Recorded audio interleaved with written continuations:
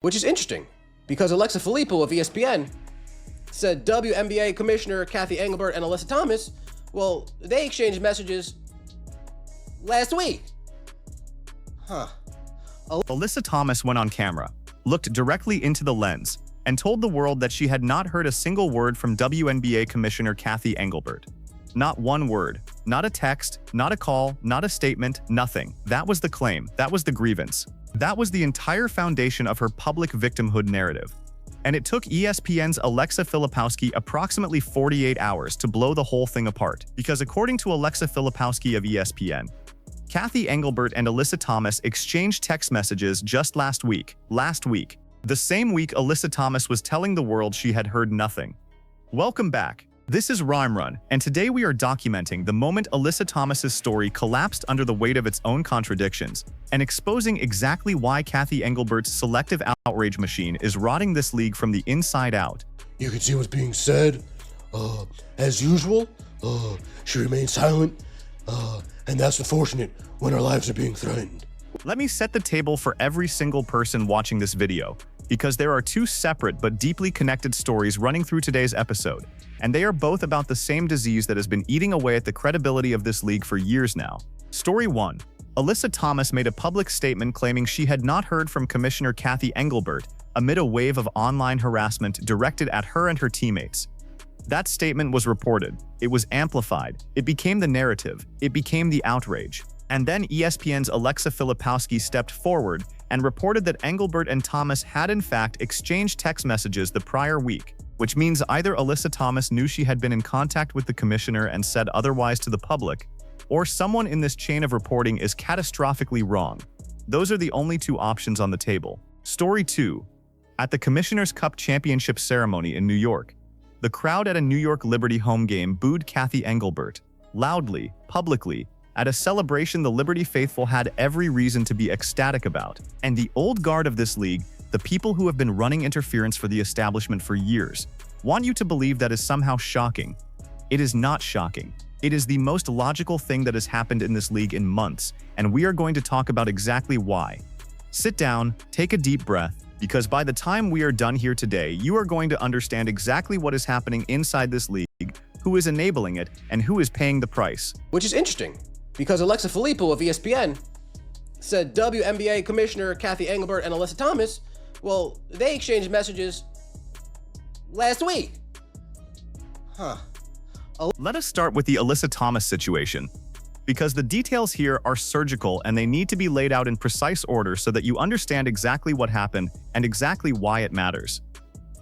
Alyssa Thomas made a public statement about online harassment. And look, harassment is real. Death threats are real. Racial slurs being sent to athletes are real, and they are genuinely unacceptable. Nobody here is disputing that harassment exists or that it is a problem. The Athletic reported that they had obtained screenshots of nearly a dozen text messages, direct messages, and social media comments sent to Alyssa Thomas and her Phoenix Mercury teammate Natasha Mack, including racial slurs and death threats. That reporting is what it is. Screenshots exist. The Athletic has them. But here is where the story takes a turn that nobody in the mainstream basketball press wants to talk about directly. Alongside that reporting about harassment, Alyssa Thomas told The Athletic that she had not heard from Commissioner Kathy Engelbert, not in the recent news cycle, not in response to the harassment wave.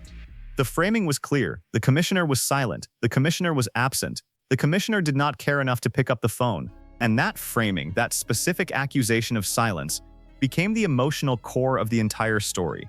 It became the thing that made people angry. It became the thing that drove the outrage cycle. Kathy Engelbert doesn't care.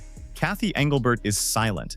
Kathy Engelbert abandoned her players, except Alexa Filipowski of ESPN reported that Kathy Engelbert and Alyssa Thomas exchanged text messages last week, the same week the story was running, the same week Thomas was publicly claiming silence. Now I want every single person watching this video to sit with that for a moment, because what we are looking at here is not a minor discrepancy. This is not a he said, she said situation, where the truth is somewhere in the middle and everyone is a little bit right. This is a binary contradiction. Either Alyssa Thomas communicated with Kathy Engelbert last week, or she did not. Those two things cannot both be true simultaneously. And according to ESPN's Alexa Filipowski, the communication happened, Don't take my word for it. Here is the exact claim from the source, on record. You can see what's being said. As usual, she remains silent, and that's unfortunate when our lives are being threatened. She said it. Alexa Filipowski of ESPN said it. On record. Kathy Engelbert and Alyssa Thomas exchanged messages last week. That is the receipt. That is the document. That is the contradiction sitting in the middle of this entire story that the establishment press does not want to examine too closely, because examining it too closely means asking a very uncomfortable question about who told the truth and who did not. Let me be entirely clear about what the logical structure of this situation looks like. There are three people in this equation: Alyssa Thomas, Alexa Filipowski of ESPN, and the reporting chain that produced the original claim. One of those three is wrong. One of those three said something that is not accurate. And when you line up the incentives, when you ask yourself who had the most to gain from the specific framing that the commissioner was silent and absent and uncaring, the answer becomes uncomfortably clear. The victimhood narrative required the commissioner's silence. The story only works if Engelbert is absent. The moment you introduce the text messages, the entire emotional architecture of the accusation collapses. And so the question this league's press corps should be asking, loudly, publicly, on camera, is why that detail was omitted from the original reporting. Why did the story run without that context? Why did it take ESPN to surface the contradiction? Those are the questions nobody on television is asking. And that is exactly why you are here, and exactly why this matters. Now let us talk about the selective outrage machine. Because this is the part of the story that connects everything. The Alyssa Thomas contradiction, the Kathy Engelbert statement, the booing in New York, all of it. And it is the part that the old guard of this league most desperately does not want you to examine. Kathy Engelbert, under pressure from the reaction to the Alyssa Thomas story, eventually released a statement. The WNBA, the statement read, vehemently condemns any and all forms of hate. The safety and well-being of everyone in our community is always the league's top priority. The league and its security team have been in contact with the Phoenix Mercury organization and remain committed to protecting all players. Fine. Good. Harassment is bad. Nobody is arguing otherwise. But here is where the selective outrage machine reveals its gears. And here is where every single person watching this video needs to pay absolute attention, because the pattern is undeniable once you see it. The only individuals who have been arrested for stalking WNBA players actually arrested, actual law enforcement involvement, actual criminal proceedings, were two separate individuals who stalked players on the Indiana Fever, Caitlin Clark's team, the team that the old guard of this league has spent the better part of the last 2 seasons treating as the enemy. Where was Kathy Engelbert's statement when those stalkers were arrested? Where was the league's vehement condemnation? Where was the security team's public commitment to protecting those players? And it was not just Caitlin Clark. Sophie Cunningham had a stalker, an actual stalker, law enforcement involvement. Where was the statement? Where was the vehement condemnation? Where was the league's top priority of safety and well-being for Sophie Cunningham? The silence in those cases was absolute. The silence was deafening. And then the moment Alyssa Thomas, whose story we now know contained at minimum a significant factual omission about her communication with the commissioner, makes a public claim, Kathy Engelbert scrambles to put out a statement within the news cycle. That is selective outrage. That is not a commissioner running a league. That is a commissioner running a political operation. And the currency of that operation is not player safety. The currency is narrative control. I want you to think about what it means that Caitlin Clark has faced documented harassment from fans, from media, from players on the court, and has not once gone to a microphone and demanded that the commissioner protect her. Not once. She has absorbed it. She has played through it. She has let her game do the talking. And the league office has met that silence with its own silence, because Caitlin Clark's suffering does not serve the narrative that the old guard needs to maintain. Meanwhile, Alyssa Thomas, who, let us not forget, was involved in an on-court incident with Caitlin Clark that resulted in contact to Clark's throat area, is now the face of the league's victimhood story, and Kathy Engelbert is scrambling to issue statements and make contact and demonstrate that she cares, all while the documented, arrested, criminally charged stalking cases involving Fever players apparently did not rise to the level of a public statement. The pattern is not subtle. The pattern is not hidden. The pattern is sitting right there in the open for anyone willing to look at it directly. And here is where the second story, the booing in New York, becomes not just interesting, but genuinely revealing about the state of this league and the people who run it. At the Commissioner's Cup Championship ceremony, after the New York Liberty won the cup, Kathy Engelbert stepped to the microphone. And the crowd, a New York Liberty crowd, her crowd, the crowd of the team she had just watched win a championship, booed her, loudly, publicly, at what was supposed to be a celebration. Now the old guard fans of this league, the people who have been defending the establishment at every turn, want to act like this is some kind of unprecedented catastrophe. They want to act like commissioners do not get booed. They want to act like the WNBA is so special, so unique, so protected from the normal dynamics of sports fandom, that the crowd booing the commissioner is somehow a violation of the natural order. It is not. Roger Goodell gets booed every single time he walks in front of an NFL audience. They cannot even host the NFL draft without the production team working overtime to drown out the crowd noise. The NHL commissioner gets booed. Commissioners get booed. That is what happens when the people who pay for tickets decide they do not trust the person holding the trophy. That is not a WNBA-specific phenomenon. That is sports. But here is what is specific to this situation. Here is what makes the booing in New York not just normal sports crowd behavior, but something genuinely worth examining. The reporting and allegations surrounding the 2024 WNBA Finals, in which the New York Liberty defeated the Minnesota Lynx, included serious questions about officiating consistency throughout that series. Questions about calls that went against the Lynx. Questions about whether the environment surrounding that series was truly neutral. Kathy Engelbert wore a New York City skyline dress to a finals game. The commissioner of the league wore a dress representing one of the competing cities to a finals game. Think about what that image communicates. Think about what that image tells you about the culture of neutrality, or the absence of it, at the top of this league. And now think about the fact that the fans of the team that benefited from all of that, the New York Liberty fans, the people who got the championship, booed her anyway, at the celebration, after everything. That is not ingratitude. That is something more interesting than ingratitude. That is a fan base that has absorbed enough information about how this league operates that they no longer trust the person handing them the trophy, even when they are the ones receiving it. That is a crowd that has looked at the pattern of behavior from the commissioner's office and decided, even in victory, that the person at the top does not deserve their applause. And I want to be clear about what that means for this league going forward. Because when you lose the trust of the fan base of your championship team, when the people who should be the most satisfied customers in your entire ecosystem are booing you at the trophy ceremony, you do not have a public relations problem. You have a credibility problem. And credibility problems do not get fixed with press releases. Let me bring this back to the center of the story, because I want to make sure every single person watching this video understands the full architecture of what we are looking at here. You have Alyssa Thomas making a public claim that she had not heard from Kathy Engelbert. You have ESPN's Alexa Filipowski reporting that they exchanged text messages the prior week. That contradiction has not been resolved publicly. It has not been addressed. The press corps that amplified the original claim has not gone back and asked the obvious follow-up question with the same energy they used to run the original story. And now here is the second receipt. Here is the part of this story that closes the loop on the selective outrage machine and makes the full picture undeniable. Listen to what was said about the specific framing of this situation, the claim that the commissioner had been completely silent. She remains silent, and that's unfortunate when our lives are being threatened. That is the claim. That is the on-camera statement. She remains silent. And Alexa Filipowski of ESPN says they exchanged texts last week. You have both of those things in front of you right now. You do not need anyone to tell you what to think about it. The facts speak for themselves with brutal clarity. Now let us talk about what comes next. Because the verdict here is not just about Alyssa Thomas or Kathy Engelbert in isolation. The verdict is about the direction of this entire league, and there are several things I am prepared to stake on the record right now.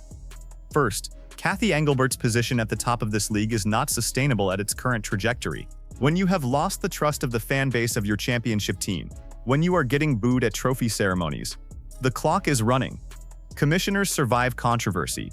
Commissioners do not survive the sustained erosion of credibility that comes from years of selective enforcement, selective outrage, and selective silence. The booing in New York was not a random event, it was a data point in a pattern, and the pattern is accelerating. Second, the Alyssa Thomas contradiction is not going away.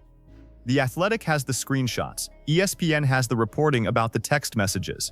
Those two things are both out there in the public record, and at some point, whether it is a reporter asking a direct follow-up question, or a league investigation, or simply the passage of time and the accumulation of context, someone is going to have to account for the gap between what was said publicly and what apparently happened privately.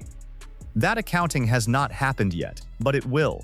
Third, the selective outrage machine has a structural weakness that is becoming more visible with every news cycle. The machine works when the people it protects are sympathetic and the people it ignores are easy to dismiss. But when the people being ignored have documented stalkers, documented on-court incidents, documented harassment, and the documentation is publicly available, the machine starts to break down, the contrast becomes too stark, the silence becomes too loud, and the audience, which is not stupid, starts to connect the dots. I want to close this section by talking about the players who are not in this story but should be, because they are the ones absorbing the cost of the establishment's selective attention, and they are the ones who deserve to have their situation named directly. Caitlin Clark has faced harassment, documented harassment. She has not gone to a microphone and demanded that the commissioner protect her. She has played basketball, she has let the game speak, and the league office has met her silence with its own silence, because her situation does not fit the narrative that the people who run this league need to maintain. Sophie Cunningham had a stalker, an actual stalker. Law enforcement was involved. Where was the statement? Where was the vehement condemnation? Where was the security team's public commitment? Alyssa Hines-Allen, according to the source material in front of us, was subjected to genuinely vile language on a basketball court. That is real, that is unacceptable, and Cathy Engelbert should have addressed it. But the same standard that applies to Hines-Allen applies to Clark. The same standard that applies to Thomas applies to Cunningham. The moment you start running a league where the commissioner's outrage is allocated based on who fits the preferred narrative, you have stopped running a sports league and started running a political operation. And the fans, even the fans of the championship team, standing in the arena at the trophy ceremony, can feel the difference. That is why they booed. Not because they are ungrateful, not because they do not love their team, but because they are watching the same pattern everyone else is watching, and they have decided that the person handing them the trophy does not deserve their applause until the pattern changes. That is the verdict. That is the undeniable, unavoidable conclusion that every piece of evidence in this story points toward. The machine is visible now. The contradictions are documented. The receipts are in the public record. And the crowd in New York said out loud what a lot of people have been saying quietly for a very long time. Before we get to the final word today, I want to leave you with a forced choice, because that is what this story actually demands. You have two options in front of you. Option 1. Alyssa Thomas genuinely did not know that text messages had been exchanged with the commissioner's office, and the public statement about silence was made in good faith based on incomplete information. In that case, the question is not about Thomas. It is about the communication infrastructure around her, and about who is managing the public messaging for these players and whether that management is serving them well. Option 2. Alyssa Thomas knew that communication had occurred and made a public statement that omitted that fact, because the silence narrative was more powerful for the story she needed to tell. In that case, the question is about accountability, and about whether the same press corps that amplified the original claim is willing to apply the same energy to the follow-up. I am not going to tell you which option to choose. I am going to tell you that the receipts are in the public record, that Alexa Filipowski of ESPN put her name on the reporting about the text messages, and that the contradiction has not been resolved. You are a grown adult. You can decide for yourself what the most likely explanation is, but I will tell you this. This league cannot grow, cannot build, cannot attract the audience it desperately needs and is starting to find if the people at the top of it are operating a selective outrage machine that protects some players and ignores others based on factors that have nothing to do with basketball. The fans who booed in New York understood that. The fans who are asking questions about the Alyssa Thomas story understand that. And the only people who do not seem to understand it are the ones running the operation. Drop your answer in the comments right now. Which option do you think is closer to the truth? Good faith miscommunication or deliberate narrative construction? Tell me where you land. I want to see the breakdown.